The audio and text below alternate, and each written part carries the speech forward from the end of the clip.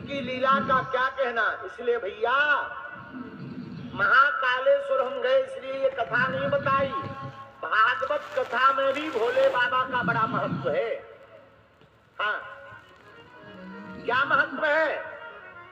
भागवत कथा के वक्ता श्री सुखदेव जी महाराज इन्हीं का ही रूप है। बोलो हर हर महादेव। जब वेद व्यास जी ने भगवान शंकर की तपस्या की तो भगवान शंकर ने वरदान देते हुए कहा, जाओ हम तुम्हारे घर पर संतति रूप में आवेंगे और श्रीमद् भागवत महापुराण का प्रचार करेंगे। कल जब श्रीमद् भागवत महापुराण की कल की कथा में रचना हो गई तो श्री व्यास जी के मन में विचार आया, अब इसका प्रचार कौन करेगा। देखो भैया, बनाना सरल है पर दुनिया तक पहुंचाना बड़ा कठिन है। बोलो जय सिया राम। जोर से बोल दो, और जोर से बोल दो, जरा और जोर से बोलो। भैया वेद व्यास जी को अपने पुत्र सुखदेव जी की याद आ गई। सुखदेव जी कौन है?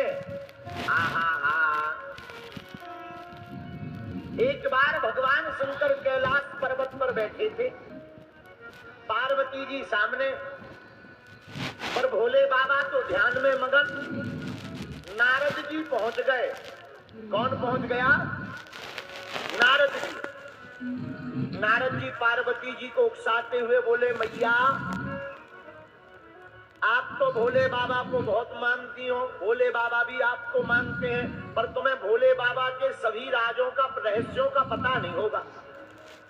पार्वती जी बोली, नारद जी हम तुम्हें जानते हैं, एक दूसरे में लड़ाई फंसाकर मजा लेने का तुम्हारा पुराना काम है, हम तुम्हें जानते हैं, हमें बातें मत बनाओ। नारद जी बोले, मैया हम बातें ना बना रहे, सच सच बतावे, भोले बाबा जो गले में मुंडों की माला पहनते हैं तुम्हें पता है वो किसकी है? पार्वती जी बोली, हमें पता नहीं है। नारद जी बोले, तुम्हें तो फिर ये भी पता नहीं होगा कि भस्म किसकी रमा है? पार्वती जी बोली, ये भी हमें पता नहीं है। तो नारद जी बोले, महाराज भैया फिर तो एक और बात तुम्हें पता नहीं होगी। बोले क्या? बोले इनकी पहले भी एक शादी हो चुकी है। पार्वती जी बोले, हाँ। नारद जी बोले, तो पार्वती जी बोले, बताओ वो कहाँ रहती हमारी सौतन? नारद जी बोले, हमें उसका ठिकाना तो पता नहीं है, भोले ही बाबा से पूछो। अपन तो चले श्रीमन नारायण नारायण। नारद जी चले गए। अब तो पार्वती जी के दिमाग में वही बात घूमे, और कोई भी भाई धर्म पत्नी कोई भी हो, सौतन की बात आ जाए आग लग जाती है। बोलो सीताराम। जोर से बोलो, चाहे कोई मजाक में भी कह दे आग लग जावे। बोलो जय हनुमान जी की। पार्वती जी बैठी कि अब जागने दो भोले बाबा को, अभी मजा लेते हैं। अब भोले बाबा जागे समाधि से, राम राम राम राम राम सीताराम सीताराम सीताराम। पार्वती जी बोली, हमारी सौतन से करो सीताराम, हमसे मत करो। भोले बाबा बोले, क्या बात है देवी जी, आज तो उठते ही ना प्रणाम ना आरती ना बंधन, सीधा सा उल्टा सीधा प्रवचन मंगलाचरण हो रहा है, क्या बात है? पार्वती जी बोली, हमें बात ही नहीं करनी, जब तुम पहले ही शादी कर चुके तो हमें बताया क्यों नहीं आज तक? भोले बाबा ने कहा, ये कौन सी खाज फंस गई? भोले बाबा बोले, देवी जी एक बात बताओ, नारद जी तो नहीं आए थे? पार्वती जी धीरे से हिला के बोली, हाँ वो आए तो थे। शंकर जी बोले, तब तो कुशल है, बातों से काम चल रहा, ये जहां भी जाते हैं सीधा लट्ठी उठवा देते हैं। बोलो जय हनुमान जी की। क्या हो गया, आप क्यों नाराज बैठी हो? पार्वती जी बोली, महाराज हमने सुना आपकी पहले शादी हो चुकी। भोले बाबा बोले, सही बात है।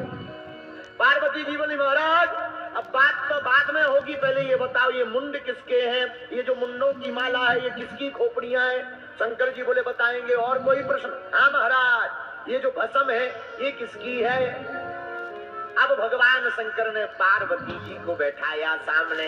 बैठो देवी जी, आपने सही सुना, हमारा पहले भी विवाह हो चुका, किसके साथ महाराज? मुस्कुराते हुए त्रिभुवनपति भूत भावन महादेव बोले देवी हमारा विवाह किसी और के साथ नहीं, तुम्हारे ही साथ हुआ। पूर्व जन्म में तुम सती थी, इस जन्म में तुम पार्वती बन गई हो। अच्छा महाराज, महाराज ये मुंडों की माला किसकी है? बोले बाबा बोले ये भी तुम्हारी है। हमारी महाराज?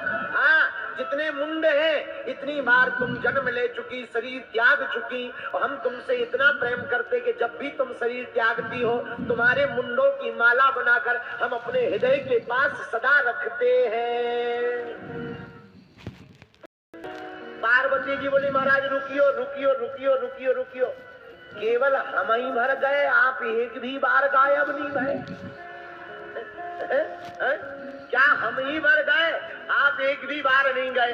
बोले बाबा बोले देवी जी हमने अमर कथा को सुन रखा है, और जो अमर कथा को सुन लेता है वो फिर अमर हो जाता, मरता नहीं है। पार्वती जी बोली महाराज वो जो भी कथा जड़ी बूटी हो हमें और खिलाए दो, कौन लफड़ों में पड़े बार बार, कम से कम अगली बार ये शक तो पैदा नहीं होगा। बोलो जय बजरंगबली। अच्छा, पर तीसरी बात नहीं बताई महाराज, ये भस्म किसकी है?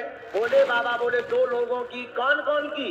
एक बोले जब तुम शरीर त्यागती हो तो हम तुमसे इतना प्रेम करते कि तुम्हारी देह जब भस्मीभूत हो जाती तब उसी भस्म में हम लौटने लगते हैं, और दूसरा राम भक्तों की भस्म हम अपने तन पर लगाते हैं। अच्छा महाराज, बाबा अब बातें मत बनाओ, हम इतने बार चले गए, आप एक भी बार नहीं गए, वो बूटी हमें भी खवाओ। बोले बाबा बोले वो खवाई नहीं जाती, सुनाई जाती है, पिलाई जाती है। महाराज पिलाओ, अभी बर्तन ला रहे हो। नहीं नहीं नहीं नहीं, बर्तन से नहीं पिलाई जाती, फिर कानों से पीना पड़ता है। अच्छा महाराज, कानों से कौन सी बूटी? अरे भैया, बोले बाबा बोले देवी जी वो कोई और बूटी नहीं है, राम कथा ही अमर कथा है, कृष्ण कथा ही अमर कथा है। जो भी इस कथा को भाव पूर्वक सुनेगा, सिद्धांत पूर्वक सुनेगा, भैया वह मौत से परे हो जाएगा, मौत उसका बाल बांका नहीं करेगी, वह उसका तन जरूर मर जाएगा पर आत्मा को कोई नहीं मार सकता है। महाराज हमें भी वो कथा का रसपान कराओ।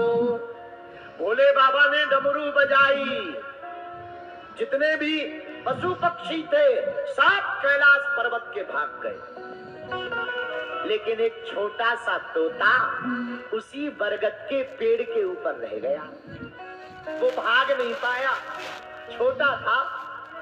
भोले बाबा ने कथा सुनाई, पर कथा होते के बीच में पाप उठे अकुलाए, या सोवे या लड़ पड़े या उठ के भग जाए।